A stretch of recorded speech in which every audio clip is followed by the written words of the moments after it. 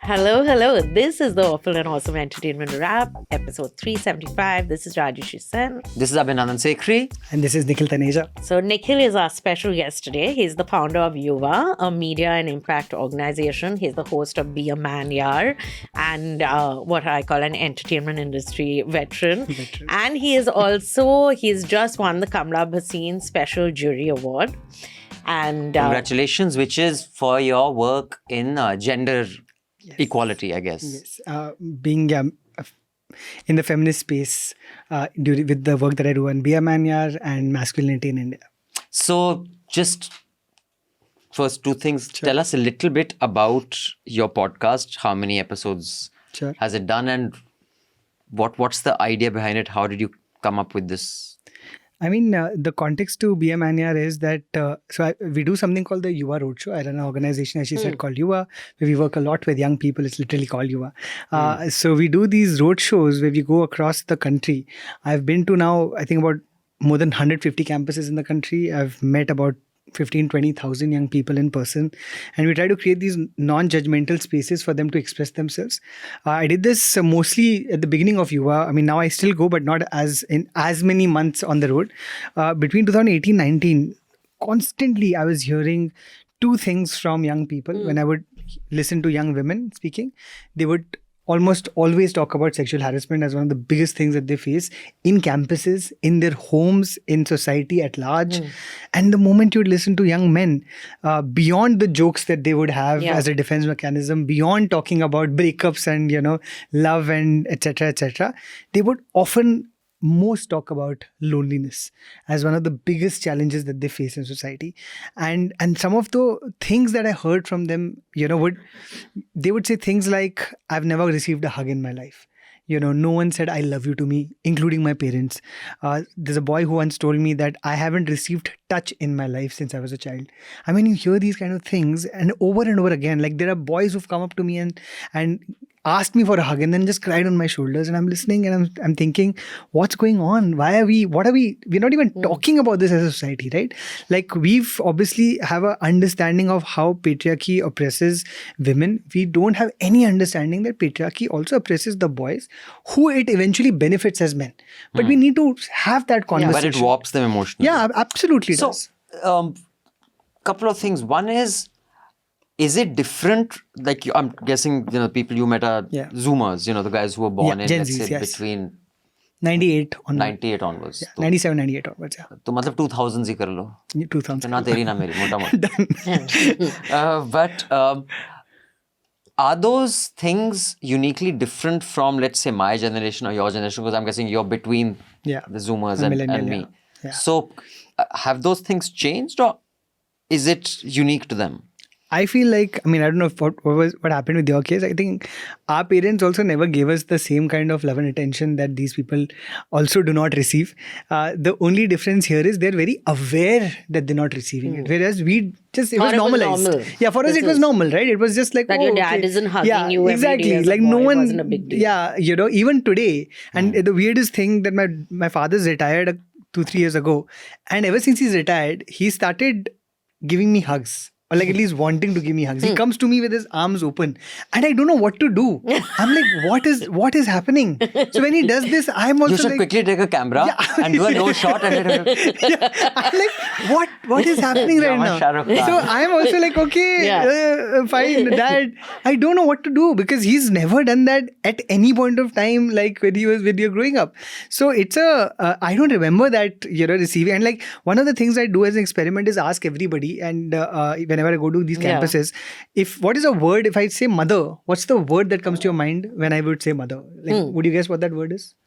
I'm not going to say. It's a very I don't want to say what obvious. my mother's quite a Okay, fair. I mean, like, absolutely. not personal, not a personal thing, but loving. Love. Love is the Because word. mother will hug you and Right. that. So the moment you ask, what were you thinking?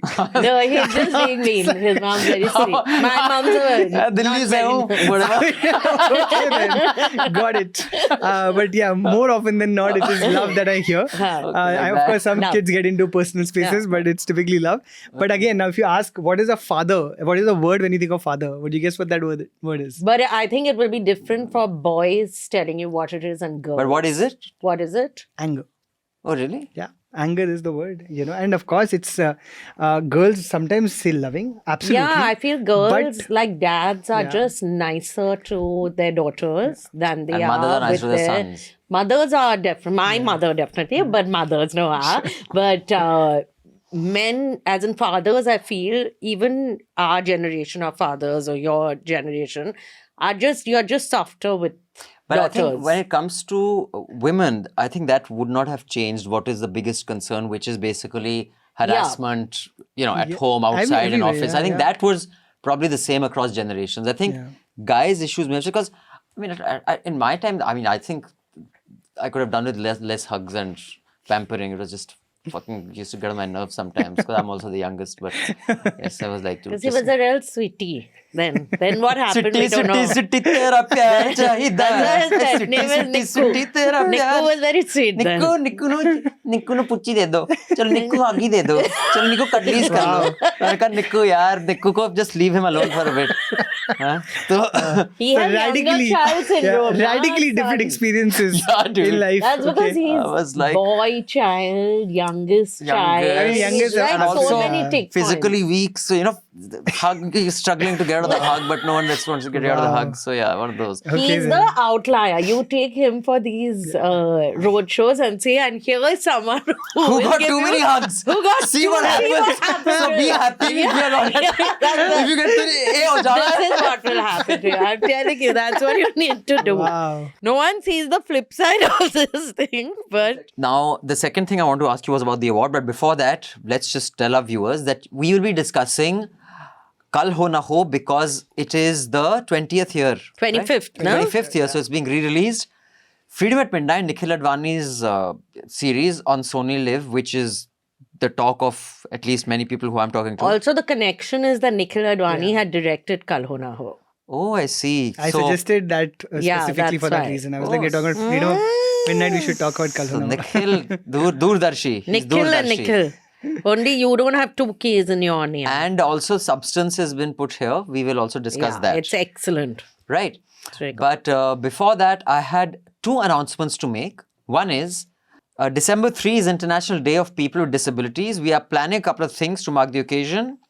So do stay tuned to see what all we are doing because I don't know whether you know, News Laundry's app is, in my knowledge, maybe others have also caught up, the only news app in the country that is disabled friendly. And we had actually created this, and I've said this before, when on one of our events, a subscriber came up to me and said, "Hi Abhinandan, I love your podcast, love listening to your voice, but I'm blind and I cannot access it. And there is a technology available where you can make it accessible. I didn't even know about that." And that's when Chitranshu got this hill going. So in fact, he came, he tried it out. So during the time of building it, our subscribers, with disabilities tried it out and gave us feedback. And we're going to be doing something in that zone. So stay tuned on that. And the second thing is, I don't know why or how, but Awful and Awesome is among the top 10 Apple podcasts. And the screenshot is because I said that's not possible. But then my product said you have very low view No of your faith. own thing, no opinion. So he sent me a screenshot that Awful and Awesome, in fact, is Wow, congratulations. In TV and film, in the TV and film category. any category. Why? Anyway. Because I am on it. But clearly, so podcasts are very low bar. So thank you, I guess. But and now the show is free. You can go to Spotify and Apple Podcast and rate our podcast there. So these are my two announcements, Rajyasree Sen, because business also is important while This is entertaining true. people. So yeah, let's get the headlines and then we can get to Nikhil, his views on the films and the award he's getting. So we should let Nikhil know before we get on the headlines what it is, because you might think we've both gone mad suddenly in this thing. There's a section Too late. where That we ship do. has sailed. I want to first say Where that I think it's very cool that your app is disabled friendly. That's really cool. That's Thank a you. very cool innovation and good job. And I didn't even know, that Yeah, that- basically, we just know the obvious disabilities. The certain fonts, people who with dyslexic can read, certain they can't read, so they have to be big and small fonts. certain colors, certain people can read, certain can't. Wow. So it was, Chitranshu and the team did a fantastic job. I learned so Incredible, much in the incredible. development of this. I didn't even know many of these things existed. Wow. Okay, so the headlines of the fortnight are Yes. the good news is that Malaika Arora Khan has been roped in by Indian Railways to promote traveling by train in India. Yay! The bad news is that she's inside the compartment instead of doing chaya chaya on top of the train. I don't know why she was randomly switching on the reading light in the compartment because she wasn't reading.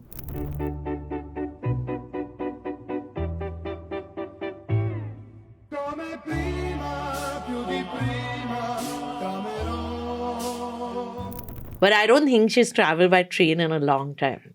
So Not after Dil Se anyway.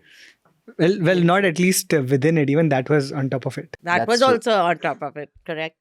Then the bad news is that A.R. Rahman announced on social media that he and his wife of 30 years are divorcing. But the bizarre news is that he made the announcement with a hashtag he'd coined for his own divorce. Hashtag Arsa. A.R. Saira breakup. A.R. Saira Which I breakups. think is quite cute.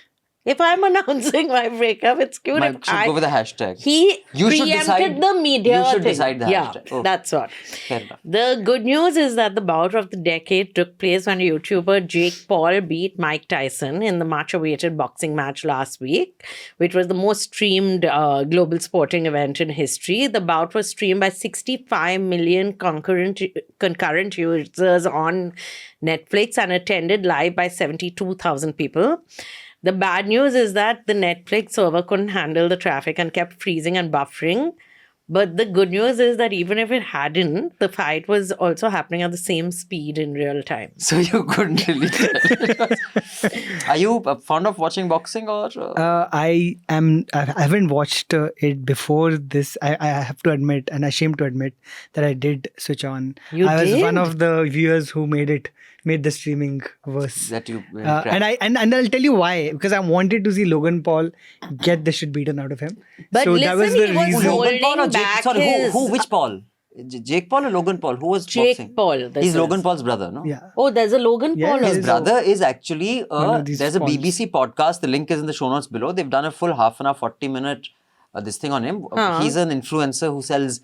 He created his own cryptocurrency. He's quite a despicable character. Okay. So, no, So you wanted to see him getting beaten up, but you couldn't. Yeah. But dude, 58 years but old. it was yeah. fixed. But he was. I fully did fixed. feel like Mike Tyson was holding back, and I feel like I genuinely feel like a lot of people tuned in just to see Mike Tyson beating him Pummel up. this Yeah. guy. But that did not happen, and that's why I think people were just like Yeah. stopping their streams or throwing things at their smart TVs because that's why the problems because they were just. But like, it looked like he was holding back It because did, his other matches I've seen is Yeah. he just goes yeah. like the He did it way for he the money, yeah, pummels. But he's 58 also. But I agree. I thought there were many people But have he hesitates, dissected it yeah. in slow motion where he had a clear swing. I mean, even at 58, you're still Mike Tyson. And but- if Mike Tyson hits you even once, even if you're Jake Paul, you will yeah, get. yeah, of course. It's Your like, head will it's be like ringing. even Big Joe Frazier, even when he regained the title at 42, where 26-year-old guy, he was in the peak. One punch was enough to put that guy out of his misery. But there's a very cute video that Mike Tyson's done. This thing. He goes and he rings Evander Holyfield, rings a bell. Evander Holyfield opens the door and he says, "I've got a Christmas present and for he gives you. him an ear. It's a Happy New Year present." He gives him his That's year. funny. He said, "I kept it on." No, actually, I had a few questions regarding this, but let's finish the headlines and I'll come to Nikhil with that. Then the bad news is that Dhanush filed a civil suit against Nayanthara, bad form buddy, for using visuals from their film Nanum Rowdy Dhan in the latter's Netflix docudrama. The good news is that the AQI in Delhi has come down quite a bit. In What case you're is wondering that the the- two are not connected, no good news can come out of Dhanush related news. So we had to come up with something completely. That's wow. That's harsh, no? That's. But Yes, he that's just a- got divorced sure. and he did not coin his own hashtag to give him credit. His But divorce he's such also. a talented actor, but such an unlikable guy. So sad. But what a Same bad thing that with a lot of film. people. A lot Tell of people me. are like that. They're very good at what they do, but they just have this unlikable quality. Who are the other Sonam people who Kapoor are and really good his at what they film, tell do, me. but you just can't get yourself to like them. Oh. I mean, these Paul brothers. These Paul brothers must be very Come on, good at what they becoming do. a social media influencer is not being good at what you do. That is like trash. And that way even there's so many like that. I don't know the names. It's good. I work a lot in that industry, but I do agree that a lot of people want to see influencers getting beaten up, and I was one of them. No, but it not all of depends them. on what influencer you are, na? If you are going to be making fake cryptocurrency, Correct, you're absolutely. different. That's one of the reasons. Otherwise, I like it depends what you're in. But who is the person? What was that film though of his and Sonam Kapoor's where he plays a stalker? He basically plays a Ranjana. stalker. Oh God, that film was terrible. But dude, Asura was so good. Asura?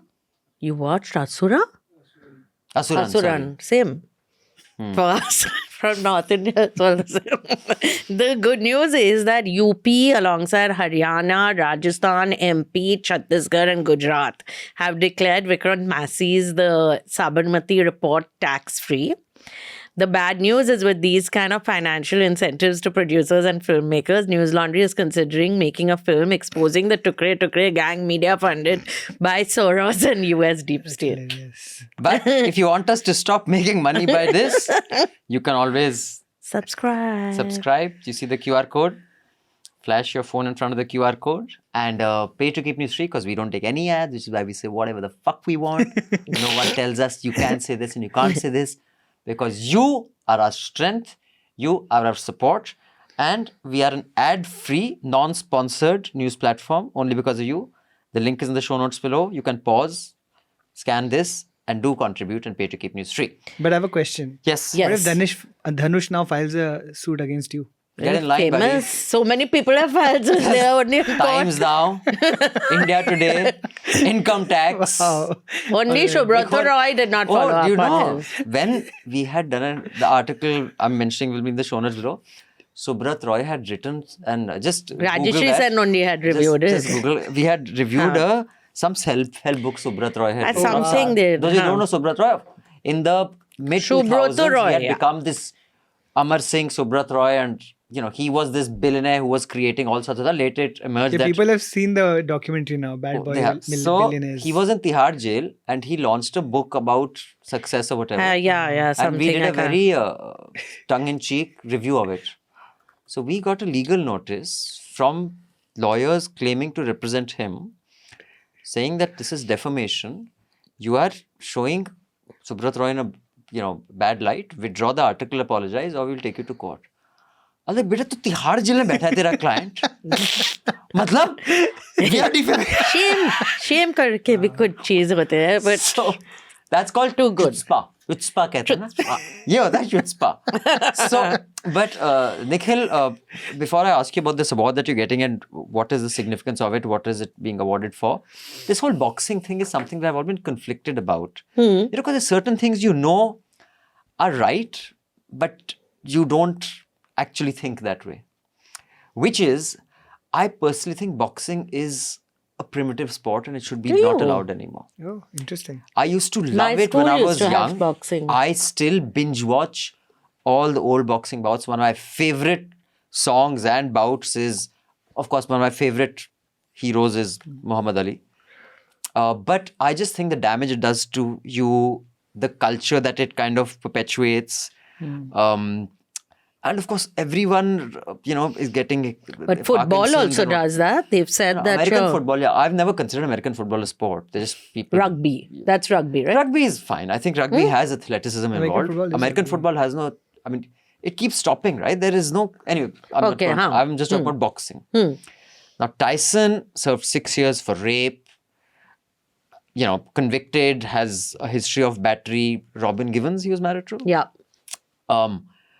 But yet has this, he's a hero for many, at least in my generation. Iron Mike Tyson was the guy everybody wanted to be. But, and now, with this whole Jake Paul thing.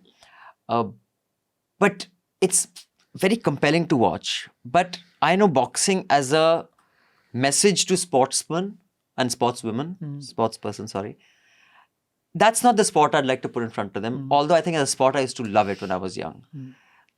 There's a contradiction that you like boxing, but historically, every boxer has had some history of not things to be proud of in the gender space, right? I think it's a very Is it a problem with the sport?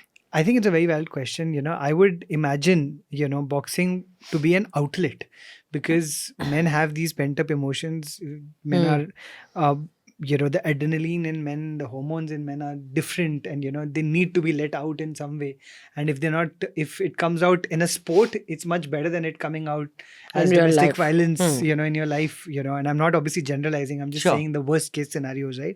But unfortunately, as you're saying, it is perpetuating a culture. And I'm not talking specifically about boxing, but any contact sport, and this kind of a contact sport. For example, UFC right now was the audience of UFC was one of the biggest contributors to Trump's re-election. It's a particular kind of... Yeah, Dana White, who's the head of UFC. The education secretary. Yeah, Shocking. He was the one who actually got Trump. In fact, one of the first things Trump has done after becoming president is to go to a UFC match, and all the audiences over there. That is his audience. That is literally core his audience. So, you would imagine that this is in the best way possible. It should or could have been a place for men to kind of let whatever is inside of them out, and then go back home and be sensitive.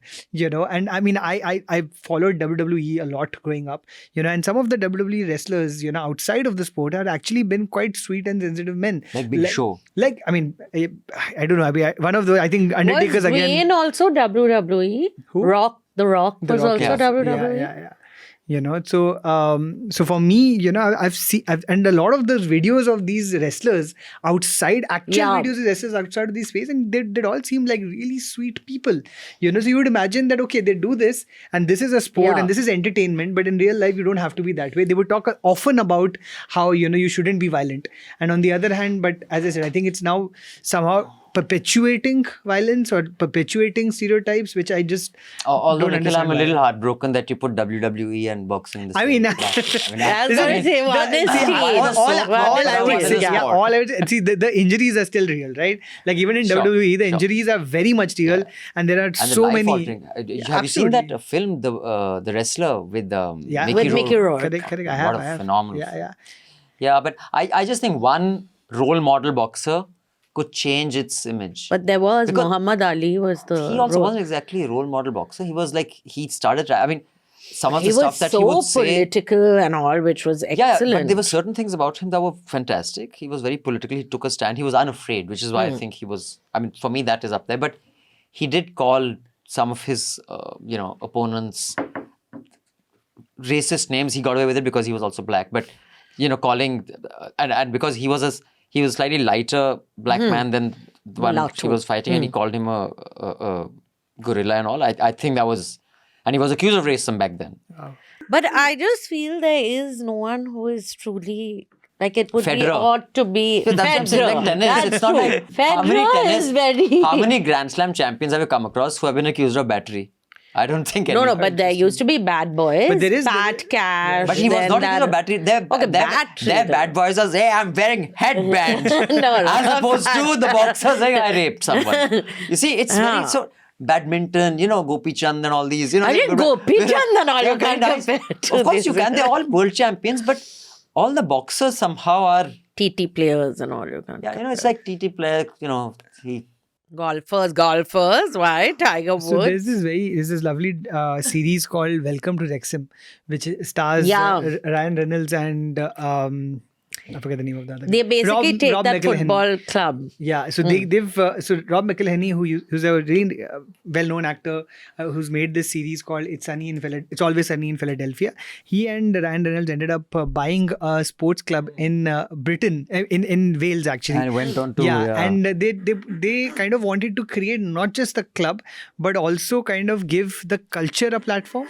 So they kind of almost took over the town and started helping the fans, actors, and created this beautiful thing. And they've created a documentary around it. It's a very wholesome. It's like, if you've seen Ted Lasso, it almost seems like a real world Ted Lasso. And there's an episode in it which is very specifically about why men love sports, why men play and love sports. Really, what is it? And it is, and I mean, ultimately, then they've got these scholars to come in and explain, and it's a really sweet thing. But ultimately, it comes down to the fact that men did not know how to get physically comfortable with other men, because there was always this barrier, and sport has just erased that. So sport is the reason why men sit. It's a good opportunity for cuddlies. It really is, right? And sports is when men are hugging each other, getting excited about things, really, like, and not just on field, like all the fans. The friendship of so many men happens because they have the common love of cricket, common love of football, and it's just hard for men to be social in settings which do not have, where you don't have an agenda, and that's what sports has given men an agenda. So it's a really lovely. I mean, if you're not watching the whole documentary, just see that one specific episode, and it just gave me so much insight about men and masculinity. I just absolutely love that. So basically, what happened with 2-3 guys doing cuddlies, non-sexual cuddlies, and they threw in a football. And suddenly someone said, what are you doing cuddlies? So they started playing football. They said, what's a goal? They said, a goal is when you kick a ball into how do you do that? And that's how it all came about. There is a joke, right, that why do men do arm wrestling? Because that's the only time they look into each other's eyes. So it's an excuse. So it's really an excuse to do that. So it's all of these. These are all, I think. So I love sports commentary shows, because they are very funny. There's this, especially the British ones and all, the football commentary shows and all, because they have these football like veterans sitting, and the level of camaraderie and friendship and banter is so good. And the insults that are taken. And no one, even the women who are part of it. Roy Keane is. I love Roy Keane. So, but anyway, so let's get on with Nikhil. Final before we talk about, and I want to talk about first Nikhil Advani's Kal Ho Naa Ho. And because it stars your favorite actor. But and in case we can't do substance, that's also fine. Anything I bought is knocked over. What is this award you're getting about? And what is it? What aspect of Nikhil Taneja is it recognizing Nikhil Taneja? Honestly, I am also quite shocked that I have. I think you need to do a lot more work before you get this kind of an award. I think it's a huge privilege that. So Kamala, I mean, of course, this award is given by the Azad Foundation. In the name of Kamala Bachhan. Kamala Bachhan was obviously one of India's foremost feminist scholars and activists. And so this is only the second edition, and they're doing it across South Asia. So the intent is to recognize work done in the space of feminism, mostly in grassroots across South Asia. And I think that what they are also looking for are men who are able to contribute to the conversation. And because, again, very fortunately, over the last couple of years, my show has done, I mean, again, it's not a flex, but it's managed to do really well on socials. It's actually ended up getting some 200-300 million views on Instagram. And it's Instagram India this year put out a report at the end of the year report where they called it the most viral thing on the platform, which again I was pretty shocked to read. And you interview only men? The intention, I mean, I want to get women also on the show at some point. But the intention of this show was, as I said, going back to what we were talking about, when I heard all of these young boys speaking about loneliness, I would always ask them that, every boy over here is sitting and saying that I'm lonely, but you're not talking to each other. Why you're not talking to each other? And ultimately it just comes like they don't know how to. Because they feel judged. Because the point is that anytime men are together in spaces, agar koi baat karta hai, like I'm going through something, even you don't know how to. You don't know how to be okay, how to make that person feel better, feel fine. So you end up either you're making a crack at him or doing like some sort of a mock insult or or let's go and have daru, because you don't know how to give solace to your fellow man. And what happens is momentarily it's a great distraction. Momentarily, okay, chalo daru pite hain, party karte, khatam, everything is sorted. It adds up. Yeah, but it adds up because you have all of these emotions inside of you, and that's what causes alcoholism in people. It causes violence in people. It causes self-harm. All of that because there is so much inside that you've just you end up never. Voting for Trump. Or you end up voting for Trump. This. Or you become Trump. Or you become. That's also very fair. Absolutely fair. Trump. Yeah. There's a reason also why people marry so many times. Sometimes when people make fun of this, that there's a man who's marrying 5 times and they all look like Eastern European models because they are Eastern European models. It's some strange repression in him, which is this is the only way it And finds. there's a very nice biography about how his relationship with his father was Yeah. one where he could never live up to. His dad was a very hard man. So the intent of a show like this is to show boys and to get boys to understand, listen, when two men get together, that's the most cliched podcast format in the world. It's a joke. Like if Yeah. two men talking is a podcast, is the biggest joke in the world.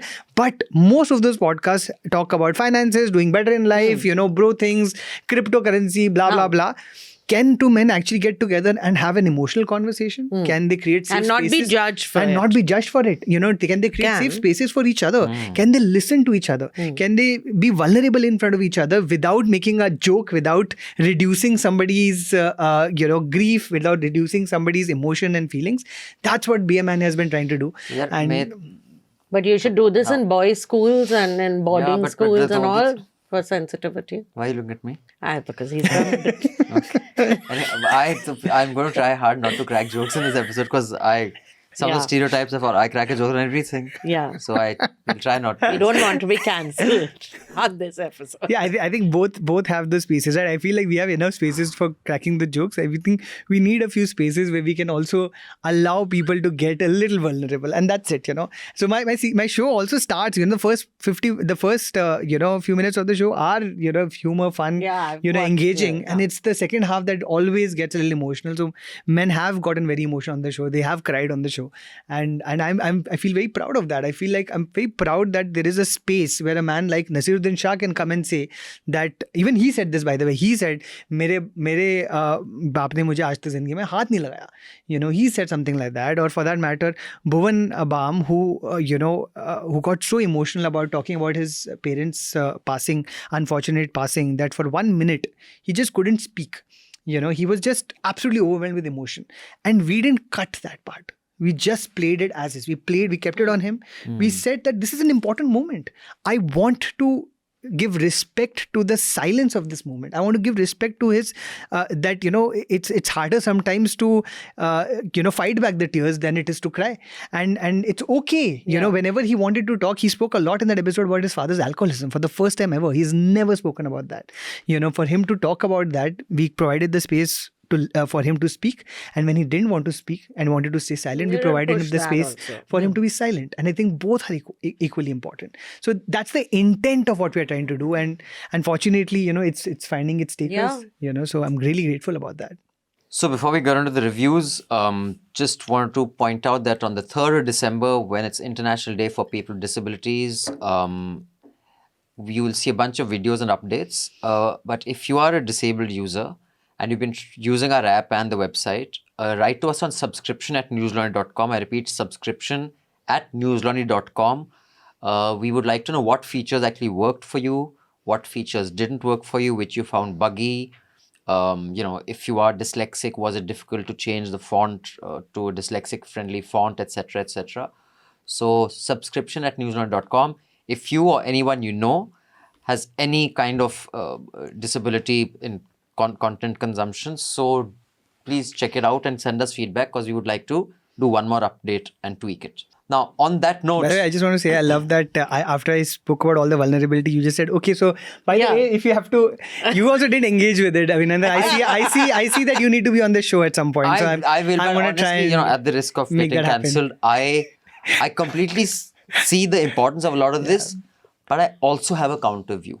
So, I would love to we hear will that. discuss that some other But time. why can't we discuss it now? Because you have to. Okay. Give like Give in the synopsis. broad strokes. Yeah. I just think, personally, I think for a lot of people, and this is not true for Gen Z, maybe it is more true for Gen Z, but I think the digital age has made us self-indulgent to a level which I find a bit annoying. I'll give you examples of, I will not name them because some of them may be friends of yours and they've been on your show, but big celebrities who have nothing to whine about, saying, oh, I got trolled and it was so emotionally traumatic. Fuck, man, you're getting trolled as emotionally traumatic. Shut the fuck up. They are asked to talk about, let's say you say here, I'm giving you a stage, and these are people who have big platforms, not our Tuchas and News Laundry platform. Now talk about media consumption in the digital age. oh, I got trolled. I was like, fuck, man, really? Is that all you could come up with? And oh, मैं बेचारा काम के बोझ कमा रहा, मुझे चाहिए हमदर्द tonic Singh कर. Now this, I find this tendency is there. I'll name Omar Abdullah. I remember I was at Maurya. They had this big tent event Google had long ago. There was Shashi Tharoor, Omar, I think there was Barkha, and there are 3 or 4 big people. Yeah. You have platforms, and I'm talking about early, late 2010s. All of them whining about how they get trolled. Someone whining about how so-and-so is mean to them. Someone whining about how they were, ostracized by certain stars in the industry. तो मैंने कहा यार तो बड़ी कोई बात करो. अब मैं बेचारा, मुझे इतने सड़ के लोगों ने इतना मीन हुआ लोग. I honestly think कि भाई there is enough encouragement for people to tell us how horrible their life has been.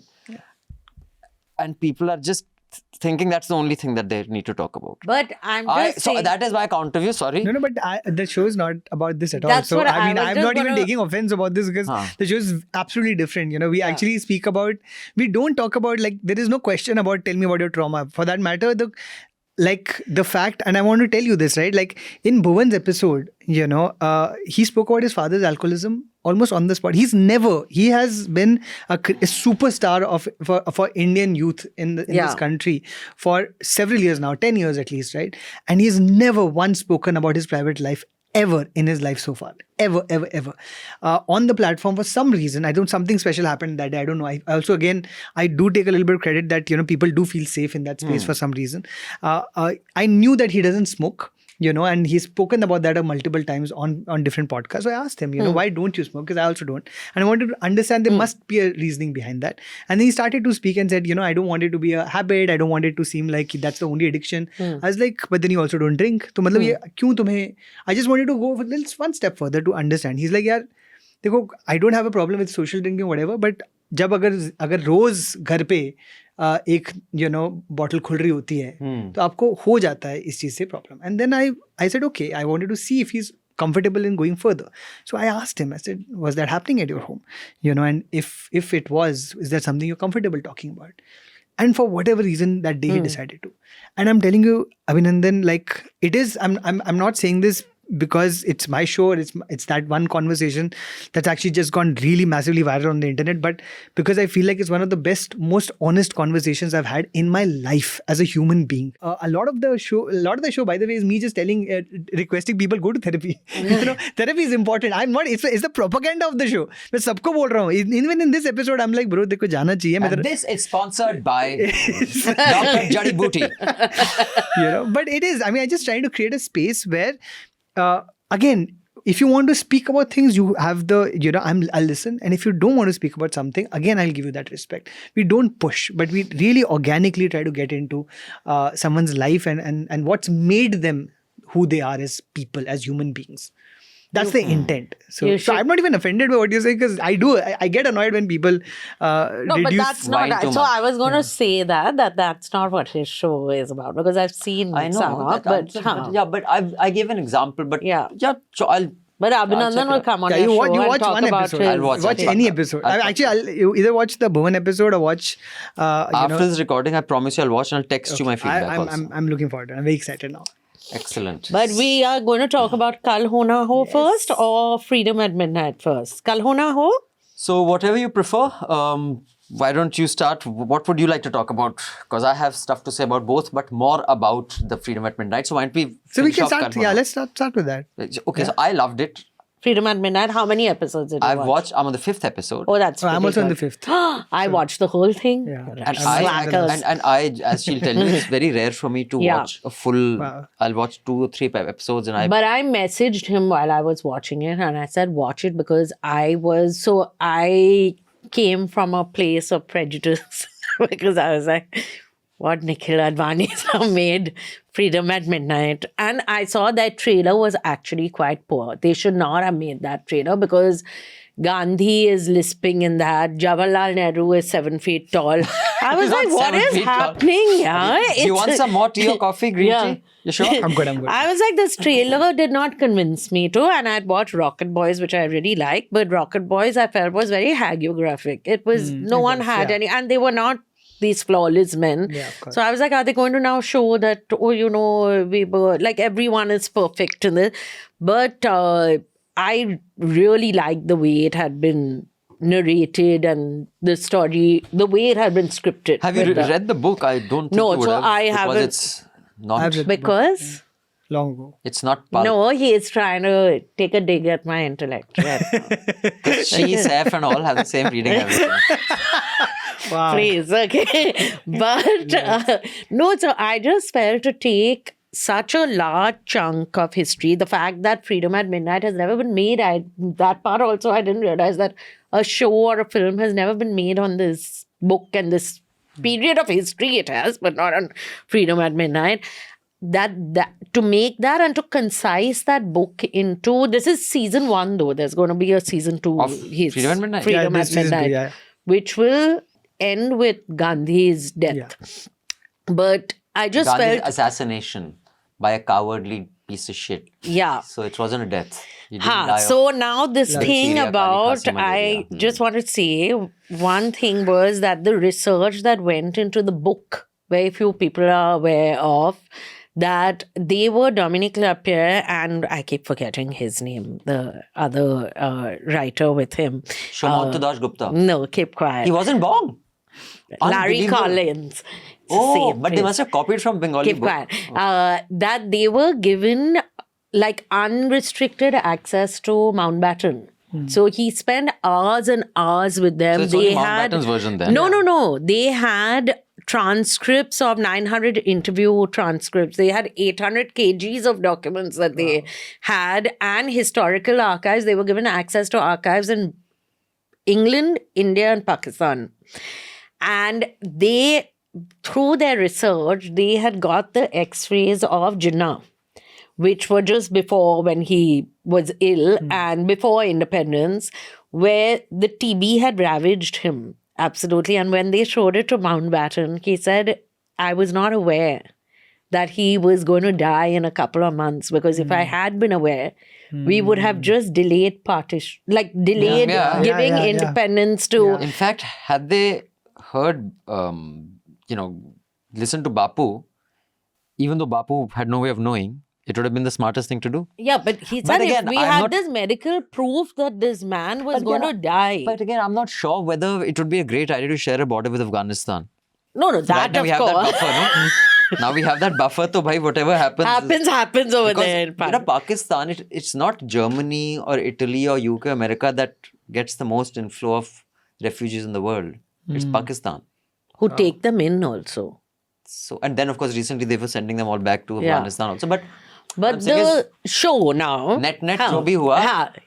it Yeah, worked out also, for I India. feel in retrospect, there are a lot of people I meet, most of them are Indians sitting in America, who will say, you know what, like this decision to partition, in retrospect, it's very easy to say, why was this decision taken? It's not like anyone had a blueprint at that time. But when it comes to this show, I just felt the way Eat Champaran and Noah Khali, Yeah. all these very important incidents that took place in history, it's been just narrated so well without making it Sensationalizing, dramatic and sensationalizing it and all. And I honestly feel that young people should be made to watch the show because they are not going to read, as we all know. So, but this is so well done for an Indian show especially. And that Gandhi, who's a little odd when you think of it, the casting I found a little odd, and Nehru, although Nehru looks a little sad throughout. He has no other emotion. Even when he's spending time with Edwina, he's looking sad. He's burdened by the weight He's of so what's much going on, burdening, yeah. I don't think he had also. But they really get into their characters to get these people who don't really look like their parts, playing these parts were, other than my friend Anuva who plays Suravardi, which I told her. I said, you are the sweetest Suravardi I have ever come across. But what did you all think of the... Do you want to give your take? Because I have like a take. Yeah, I mean, I write it down because Oh, I he's just making don't fun try to of wing me. it like Rajyasree and spend 10 minutes saying. Shut up. Why don't Three you tell things. us? Tell us what you So I'm going to say a lot of things, bullet points. That's even scarier. So one right is, now. I highly recommend. It's a very compelling watch. I think it is very well written. It has been directed by Nikhil Advani. Written It has by been written by someone called Abhinandan, so clearly a Bengali, would work out. Abhinandan Gupta. Abhinandan Gupta is not Bengali. This Das guy is, yeah. He's not Sen Gupta or Das Gupta. Arey, Guptas are not. Shout We don't I'm have 6 feet from you, dude. Shouts. Bengalis are just insufferable, man. Anyway, so there's Gundeep Kaur, Advitya Carrying Das. She's born. Divi Nidhi Sharma, Revant Sarabhai, Yeah. and Ethan Taylor. So whoever wrote the dialogue, I think the dialogue is really well written. I think Sardar is an outlier. It's an outlier.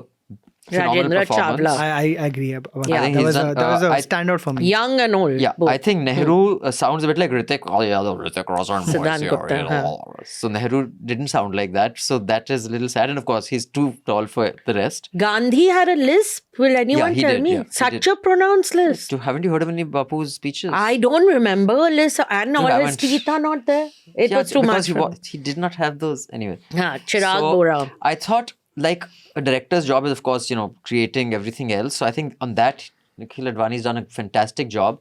But I think the shot breakdown makes it a little contrived. For example, some of the shots start off with, Nehru sitting like this and then the camera there and then someone approaching. That was a little contrived. I don't think when I'm pensive, I'm actually, okay, now look pensive. I think one person whose acting I was not convinced of, it was Jinnah. Dude, you're Jinnah, you're not Shakal. Like every dialogue Jinnah delivered was like, Ab inka ant ho ke rahe. You're not Mogambo. I felt Jim Sarp should have been cast as No, Jinnah.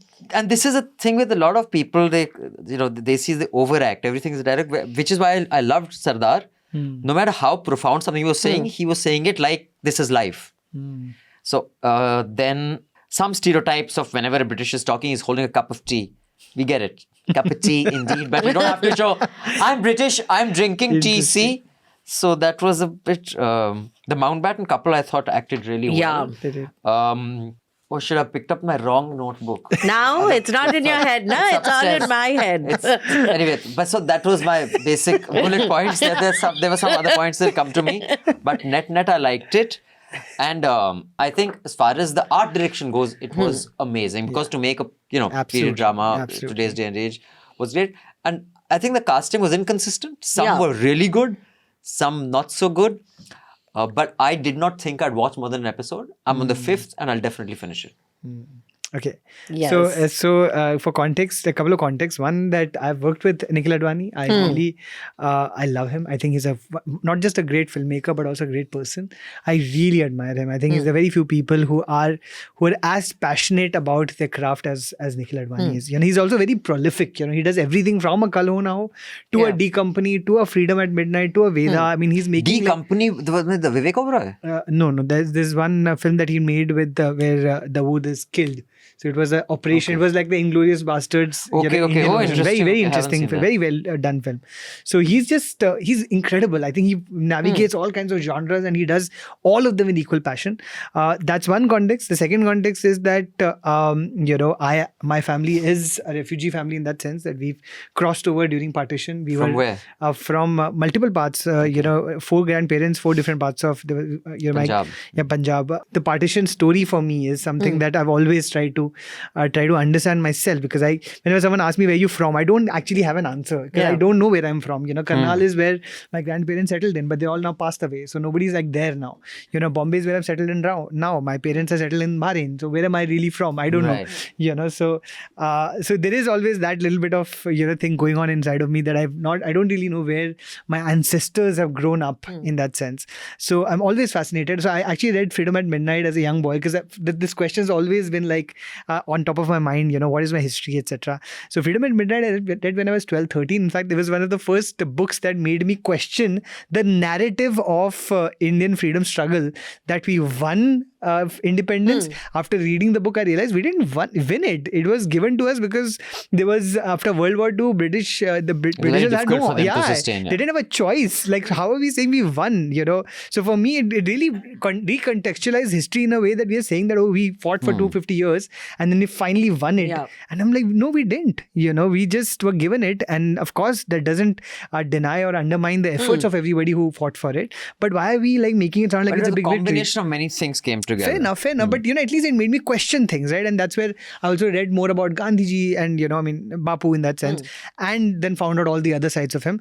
When I saw this, and I don't know, maybe I came with too much expectation for this. I really like the show. So let me say, I think it's very well made. I think it's, again, the art is impeccable. I did feel there was inconsistency in some acting, but again, I see Nikhil Advani's vision. I've read his interviews about why he did what he did in the show. Like, when you speak about dialogues, he's spoken in his interviews about the fact that he wanted Diwar kind of dialogues because he wanted to also show these people as the people who are at the cusp of history, so whatever they're saying needs to carry weight. So there was a thought behind that, which I found very interesting. And I think the dialogues are, if I'm not wrong, it must be by Divya Nidhi Sharma, who's again a writer I know and I really admire his work.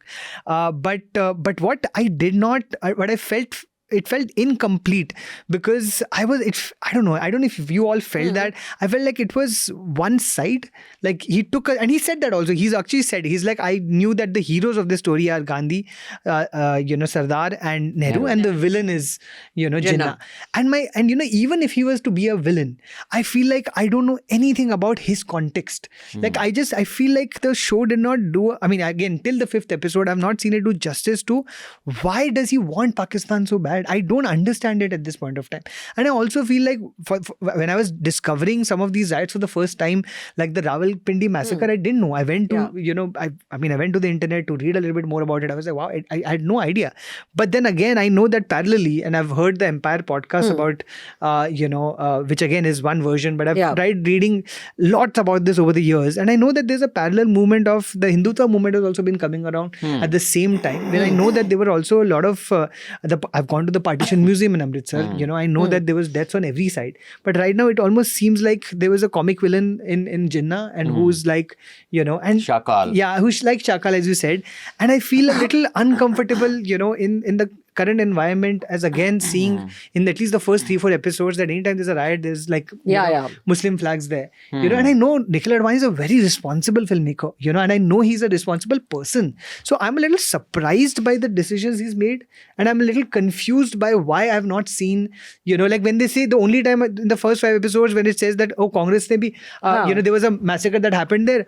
We found out that Congress was also involved with it. But that's all we hear about it. Yeah. We've not seen them do something wrong, whereas we constantly see the other side. Yeah, and they say, oh, some of our people were involved in it. Correct. So the Jinnah part, though, although it's not gone into it in great detail, in the 6th episode, I think it is, or the 7th, it's 6th or 7th, maybe it's the 7th episode, they show why Jinnah goes against Gandhi and all, and how it almost becomes like a personality struggle because of the fallout that happens with Gandhi. Do you feel it gave you adequate context? Because I have read up on Jinnah over the years and all, he was an extremely an educated man. He was an evolved man. He had a very, the fact that they don't get into his marriage at all. They keep focusing on this sister. That his wife played a very defining role in his life. She was Parsi. Yeah. And that they don't show her. I couldn't understand. She's not there till the 7th episode. And she played such a...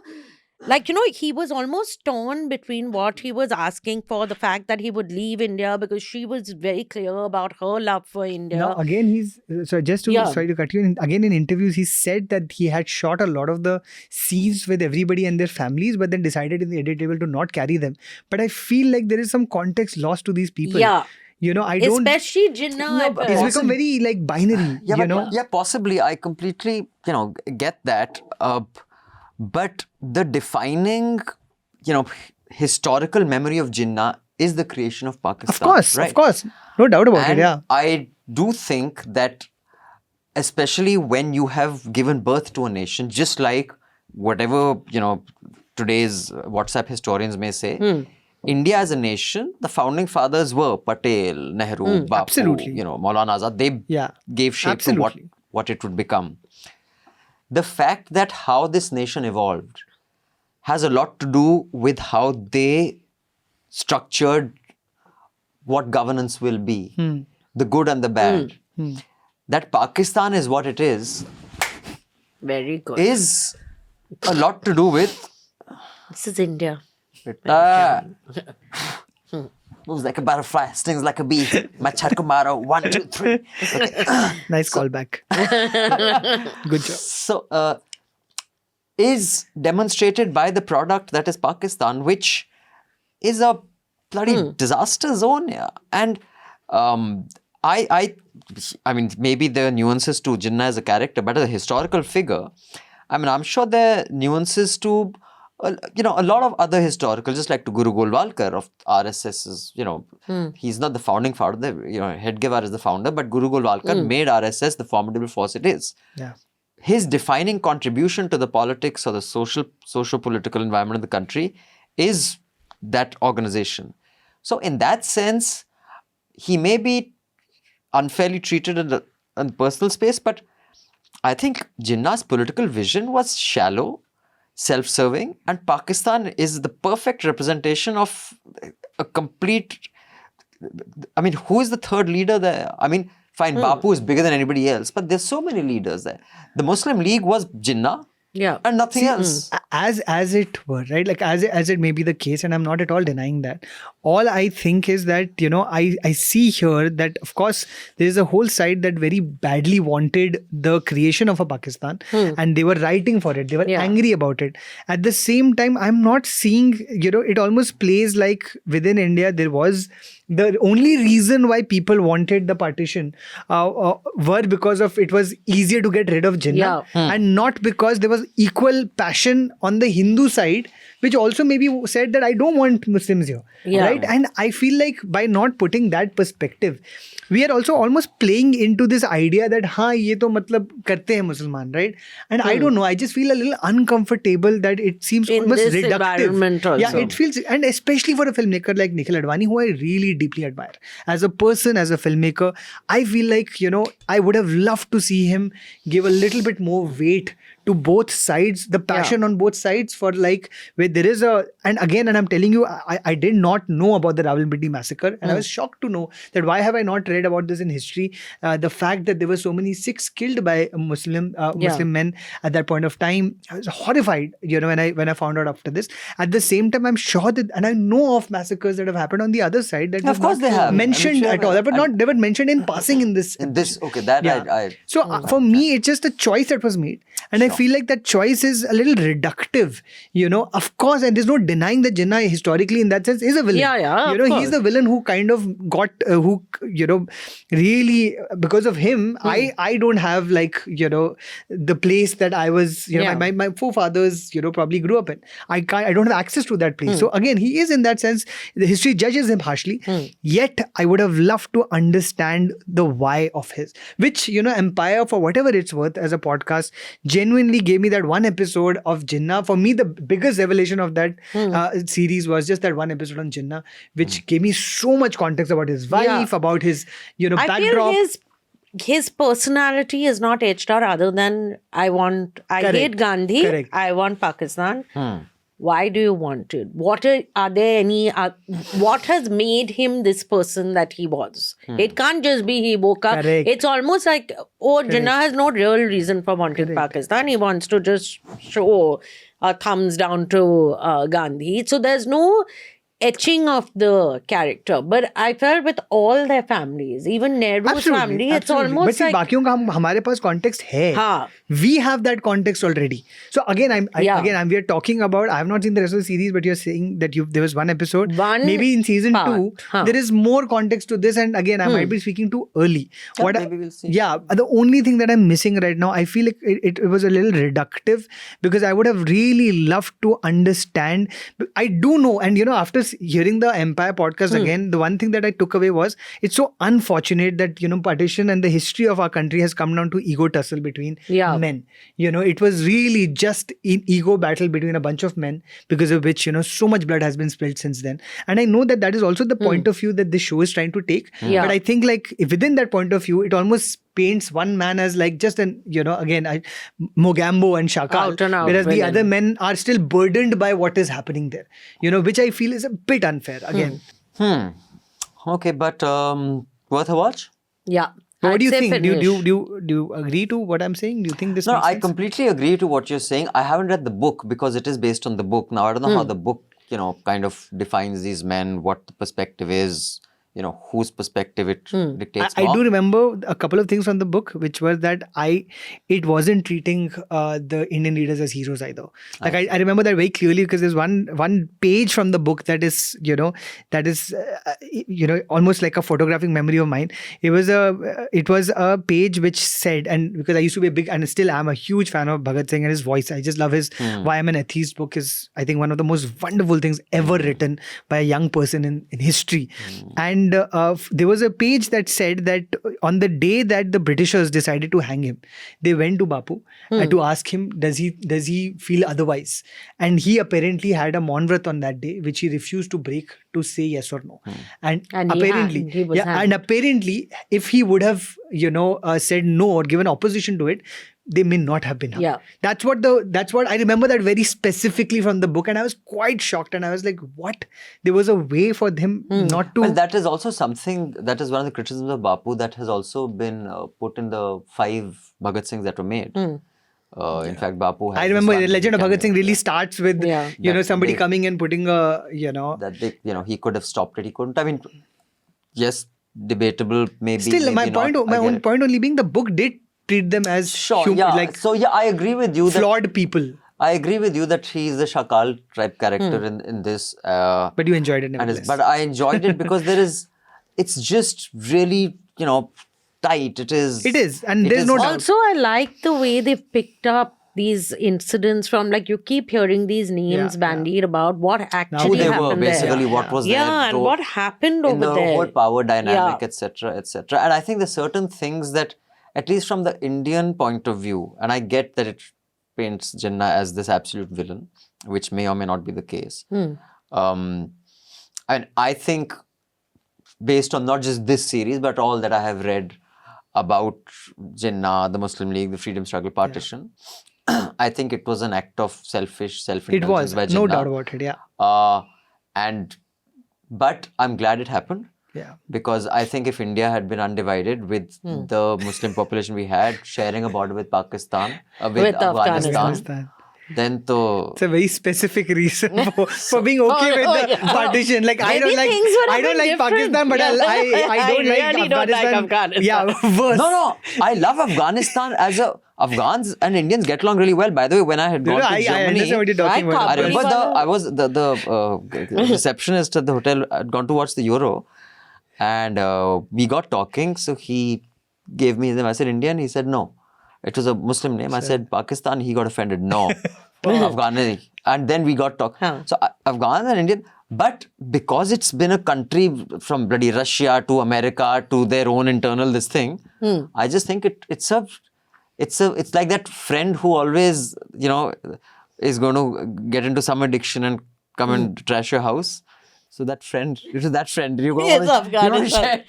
the wall. But he has very good Kabuli pulao with him whenever he comes. Yeah, I lost a historical home, so for me it's still like one of those things that I wish, like I mean, at least if I would have had passage to go back and one day see it, like it just seems impossible at today's time also. Right. That just to be able to go and see what those places are like, I only seen them on a map, and that for me is always something that I carry with. Like, I just want to go there once. I want to go there and see what that place was like, what the people that, I've been to Pakistan. I've been to Lahore. Oh, you have?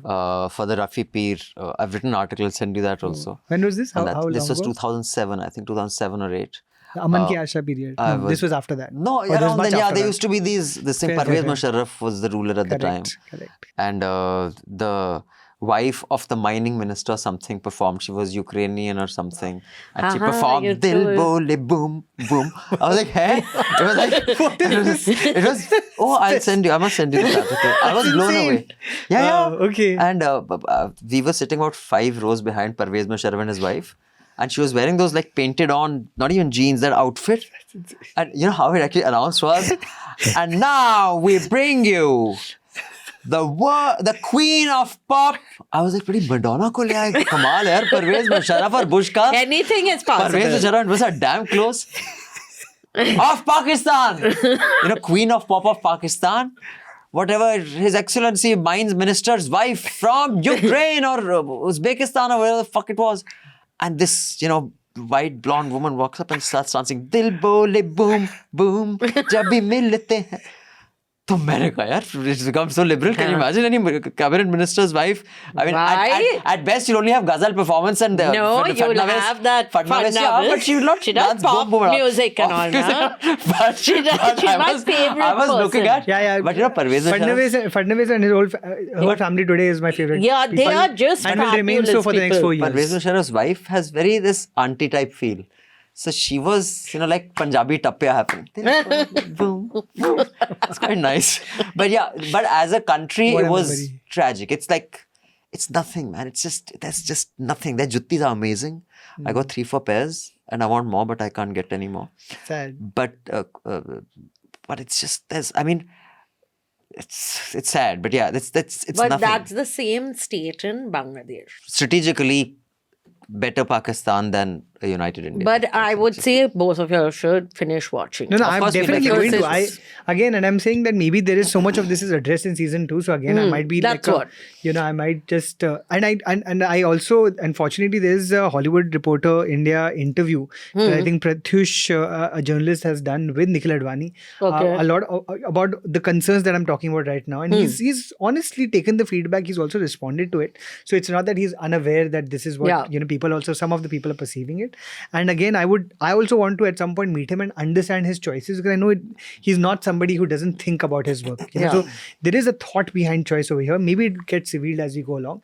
I just felt a little like I wish there was more to Jinnah, so that it didn't come across as almost a cartoonish idea of somebody who just wants this, and especially in the climate we live in, not to reinforce a belief that I get it. I think I agree with you totally. I have not thought of that. I think when you have that conversation is important as to what the conversation is. So we'll just read these 2 emails and then we'll get to Kal Ho Naa Ho.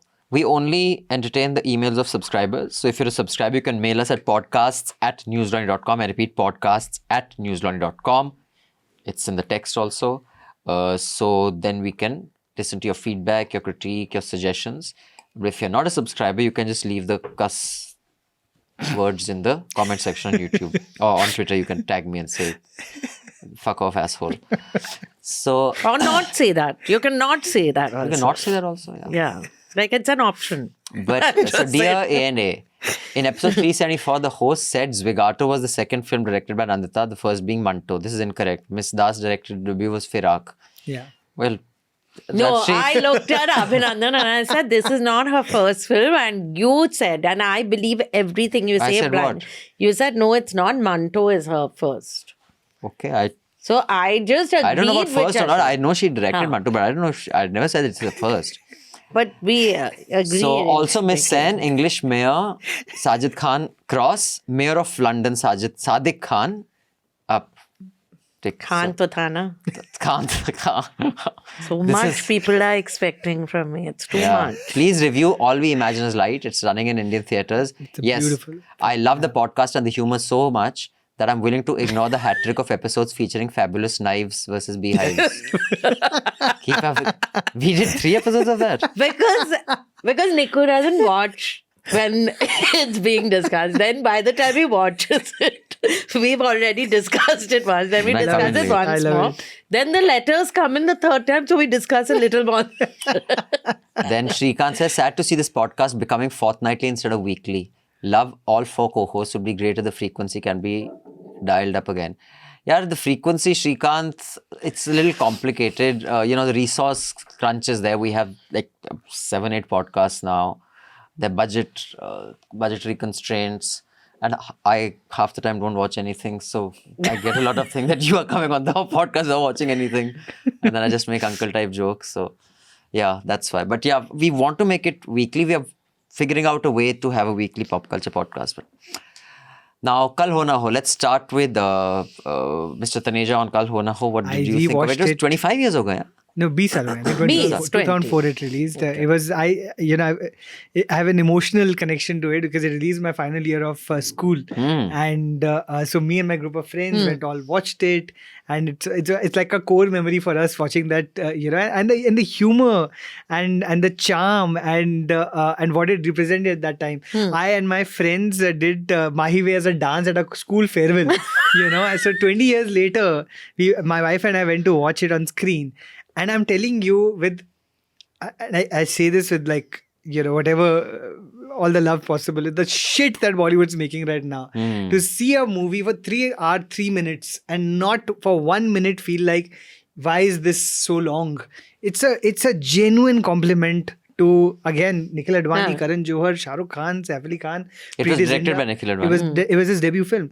I got emotional while watching the film, and not because of the emotions in the film, because I was like, why don't we get to see movies like this anymore? Man, it was such a beautiful, almost a viscerally emotional experience for me watching it. There were dialogues, it's one of those things when you're rewatching a movie that is like a modern day, I mean, in that sense, a Bollywood classic, a modern day classic, even if I use the word loosely, but everybody in the crowd repeating some of the dialogues along with it. Yeah, I mean, such a beautiful experience of having that, knowing that there is a pop culture, there's some sort of a pop culture that's become so iconic that there's a bunch of people for who may have watched it so many times that it is part of the lines are memorized. They're part of it. I have not seen it on on DVD or on streaming in a long time. I remember those dialogues, and so do people around. I think it also depends on what phase of your life you watch something, and that's why it's special to you. I would have been 27 when it came out. I thought it was, but I liked But you Saif. were still old enough to have bad taste. That's what I'm saying. I didn't think Saif was. I remember one dialogue from this very clearly where Shahrukh tells Saif, "Tu bet or tu chup bet." And then because Abhinandan wants to say this to Saif all the time. That's why I would. No, but I thought it was a sweet film, but I wasn't at that point. A lot of these romantic films were coming out now with Saif, with Shahrukh and all. So I had thought it's a sweet film, but it had not made too much of an impact on me. But I think it's also because I was much older.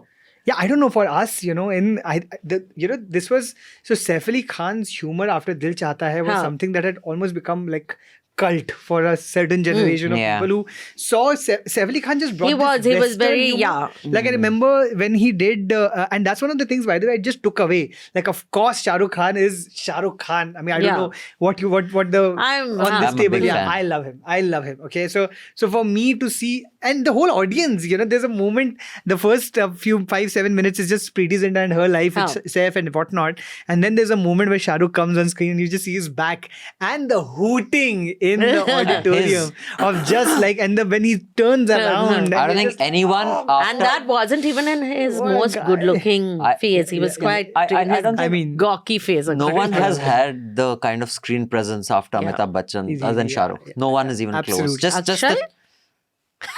Ajay Devgan, Akshay Kumar, Saif Ali Khan, Abhinandan's favorite actors are anyone, Aftab Shivdesani.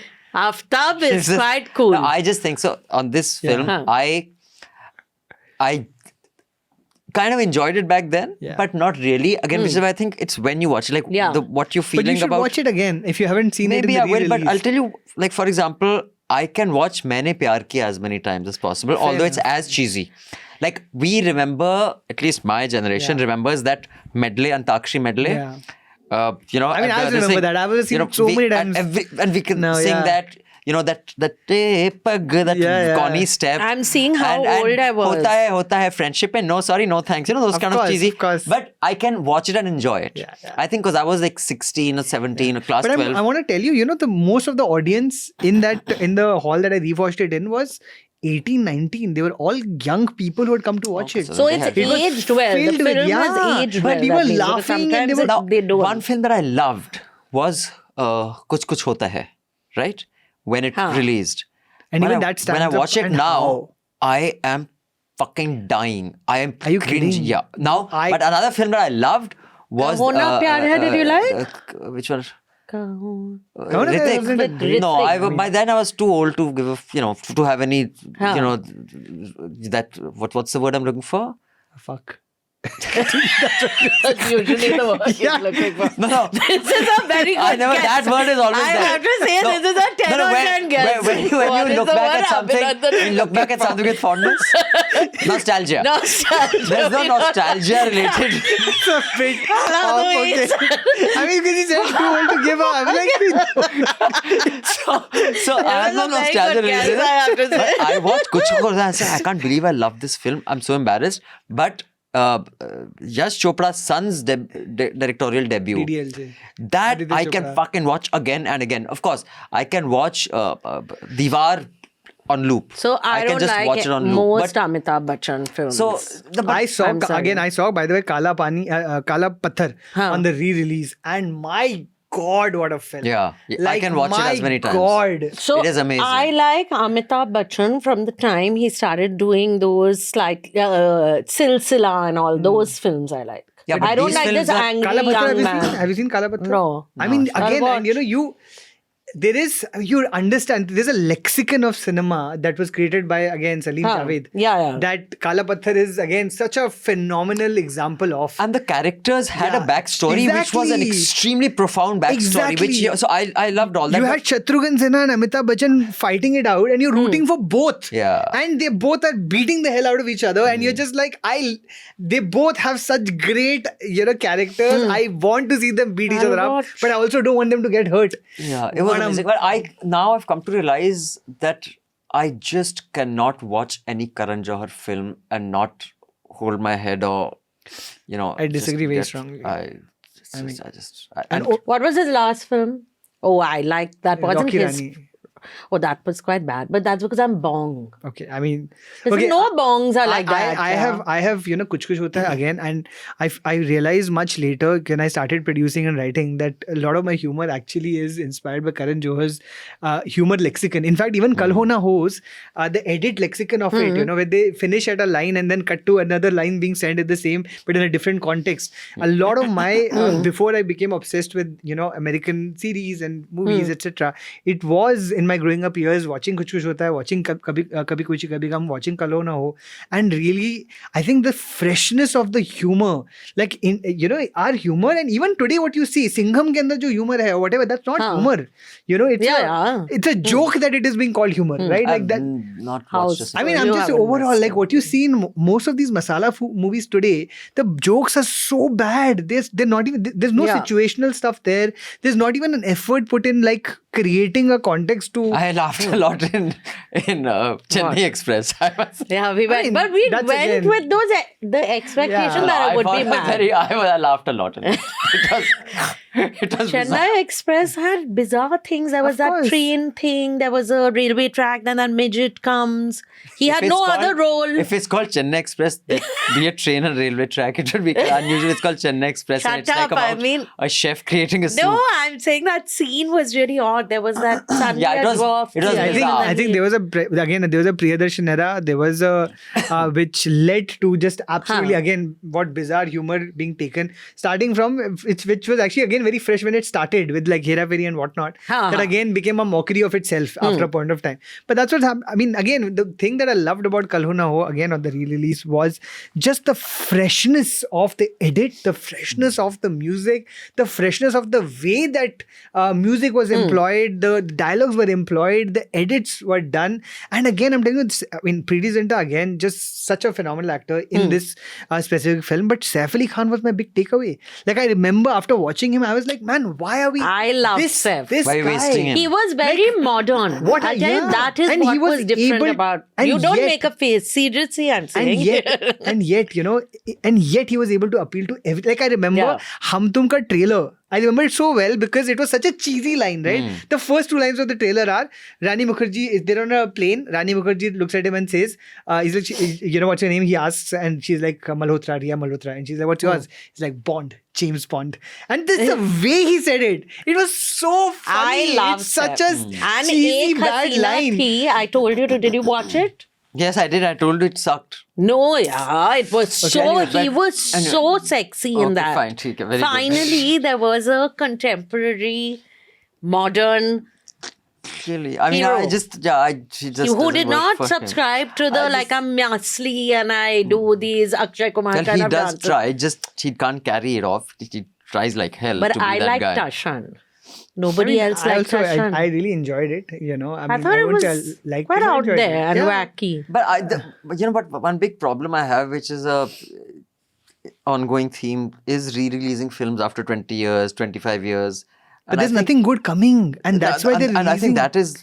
What is there to that watch? is exactly it. Is a commentary on the times that It really there is. is just no good films, no good ideas, and I wonder why that is, because I know there are a lot of good ideas out there. Have the viewing habits of this generation changed? Has It's nothing to do with generation. Instagram? Is it people It's nothing don't to go? do with Instagram. I don't go to cinemas now. I don't know why. But what? There's nothing to watch. Traffic. We'll go for I don't know what it Heretic, is. we'll go. I The just one with again Hugh Grant. Listen, I mean, as someone, again, context, I'm someone who's actually worked at Yashraj Films. I do have some understanding of this space, and I really feel it comes down to risk appetite. You know, there is producers today don't have balls. It really comes down to that. Whenever a producer does have a ball, does have balls, like Vidhu Vinod Chopra, taking the punt on releasing 12th Fail, even when everybody what a told him film. that this is a film that will not work, and then for it to run in theaters, I watched it in the 4th or 5th week, houseful, people clapping at the Actually, end. you know, But I even thought of Kill. this. I thought of exactly this. Was that basically earlier, people who were investing in cinema, even if they did not get huge return on investment, they'd still continue to invest in. In fact, They did for the story. my own co-founder and former boss Madhu, her father used to produce Yeah, films, yeah. but his business was Thompson Press. Yeah. But he would often not recover money. But you know, it was like patronage. You did it because of but- the love for it. Yeah, You know, but then what started happening is now it's ROI. there is And no it is love. pure ROI. Yeah, it is. And when it becomes pure ROI, Yeah. and that also you have to go into 10, into 40, into Yeah. 50.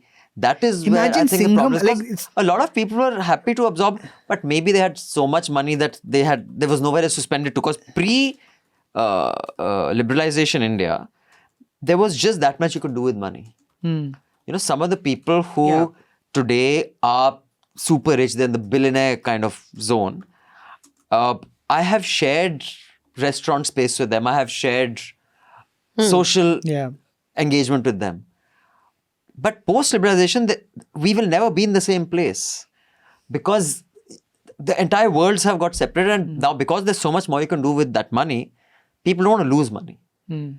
Earlier, those people would put money in cinema. Yeah, If it didn't work, it same. didn't work. See, yeah, so it was the time of financiers, and I completely agree. The studio system altered the way that things worked, and I don't think it's only the studio system anymore. I think it is, and I don't know. I mean, I may be right or wrong, but I feel it's individual greed at this point of time. Sure. It is nothing more than that because I don't understand why it's the same sensible. The people who have been sensible in the past have. You see, again, and Rohit Shetty's first Singham, you know, there was a point of view that the film had taken. Like Rohit Shetty, for whatever, you know, you can say about him, he had made this airplane thriller as well. I forget what it was called. Such a rooted, grounded thriller he had made at that point of time. Singham had, of course, even with its masala, it was an angry young man done, you know, and done in a way that Ajay Devgan could do it and Rohit Shetty could do it with those, you know, cars flying. But there was a point of view. Right now, there is no point of view. It is, you know, what everybody is making in Bollywood is projects, and those projects are being made for a return on investment. Scripts are not going on the floors with actors without actors attached. But this actually started in the late 90s, yeah, when this whole term, profit on table. No, it came with the studio system. It came with the multiplex profit on system. table, and when the all of NRI it. audience, you sell the music rights, you sell the overseas rights, you've recovered your cost, everything else is malai. And the last film to actually sell the music rights before the release was Yaar, which was such a disaster. Jab Yeah. mile mile mile mile dil mile. Who Jab Was it हिले हिले हिले Yadi? हिले. Uday Chopra? No, it was No, no, Hrithik it was Roshan, Hrithik Kareena Kapoor. Roshan. Oh, So, but Hrithik before that, Roshan. and I remember I was a news track and I used to do a lot of stories on film. This whole concept of profit on table was how there were projects that they were making. So not a single scene had been shot. No script had been approved. But the But film had already It's recovered a cycle. funds. See, again, I agree it's a cycle, and I feel like right now we are at that cycle where during COVID, most producers really did not know what's going to happen to the theatrical experience because everybody is second guessing, seeing what is working, what is not working. But that's never been how films have worked in India or in the world. You cannot make a new film depending on the previous film working or not. You have to go with your storytelling instinct. We have storytellers in this country, but nobody is willing to back their instinct because everybody's The risk so is very high. scared. Yeah. And you can make it again. You see Lapata Ladies again. I saw it in a theater on the third week with the Even I full watched it audience. in the theatre. And yet everybody's loving these films and there is a market for them, but you're so scared of and only an Amir Khan can punt on that because Yeah. as a producer he can take it on himself. Vidhu Vinod Chopra as a producer can take it on himself. So these are just the few people left over here who are ready to take that risk and saying, I believe in this film and hence I'm going to put it out. Doesn't matter if it works or not. And it works because it's a great story. But I felt that film kill.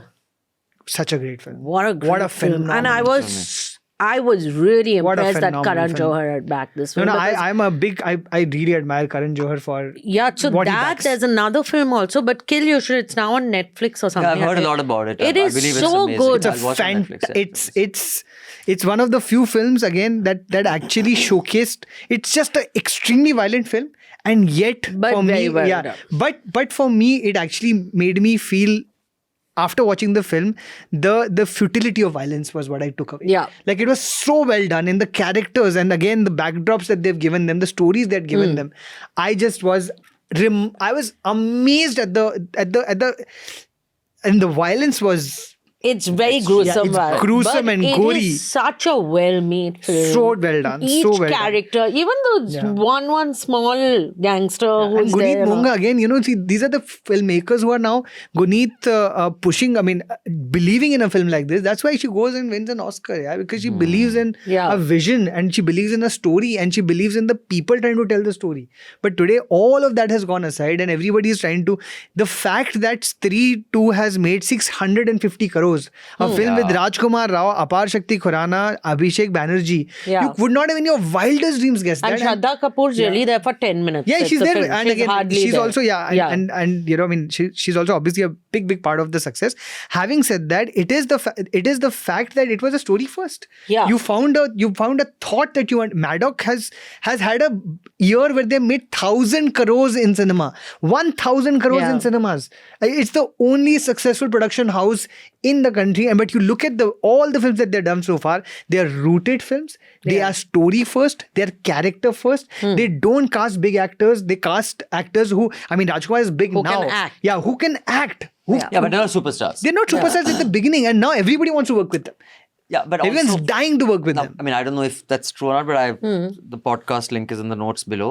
I had heard this podcast in The Economist, which was talking about the economics of entertainment.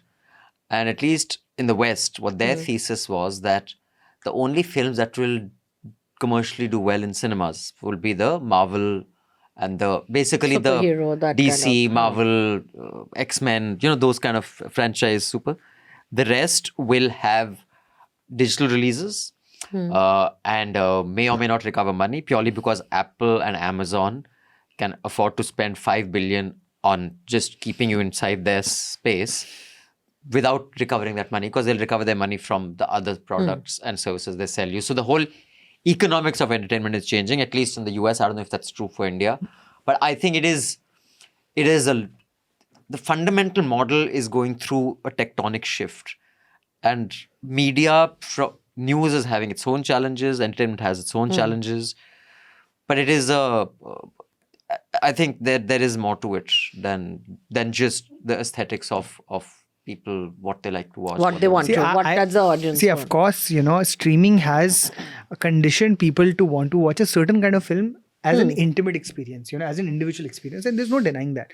The middle film today has no takers. The middle, a film that is in cinemas. in cinemas. There is the film that is not very small and that's not very big. Really, it's now straight to streaming, because it's just that you're not going to go and watch it as a communal experience. But that's the thing. The theaters are a place. Why is horror in the West right now guaranteed blockbusters? Blumhouse is the most, even in Mad Dog right now, they're making horror. They're the biggest hits in India. Why is horror working so much? Because horror is a community experience. You want to experience thrills together. And the same way comedy was a community experience. You wanted to even, and the same way that Marvel is a community experience when it's done well. That when in a civil war at the end, you see these people come back to life and everybody is watching it together. Why is the Kal Ho Naa Ho release becoming such a joyful experience for people? Because everyone's reacting to Shahrukh Khan turning, and they know it, and we're anticipating it. When you're watching Jawan or something else, you don't know when he's going to come or what his next move is. Here he's going to come at the 7th minute and then this is going to happen, and you're waiting for that.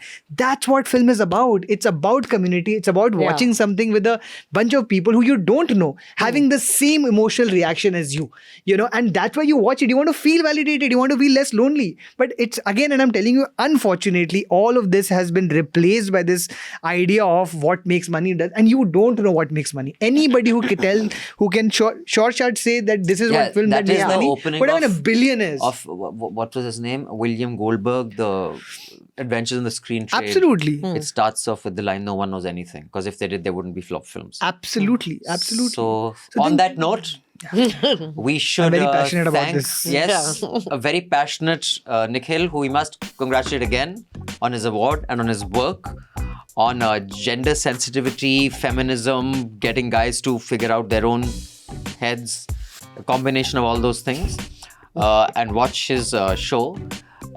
Be a Man. Be a Man, Yaar. Be a Man, Yaar. And Rajyasree Sen, thank you. And thank you to our producers, our sound engineer Naresh, and our producer Aryan. And thank you, Miss Sen. Thank you, Mr. Sekhri. Thank you, Miss Sen. Thank you, Mr. Sekhri. And it's a wrap.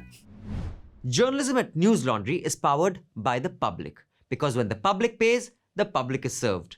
Visit newslaundry.com/subscription and pick a payment plan of your choice. Pay to keep news free and independent. Your future, and indeed the future of democracy, depends on it.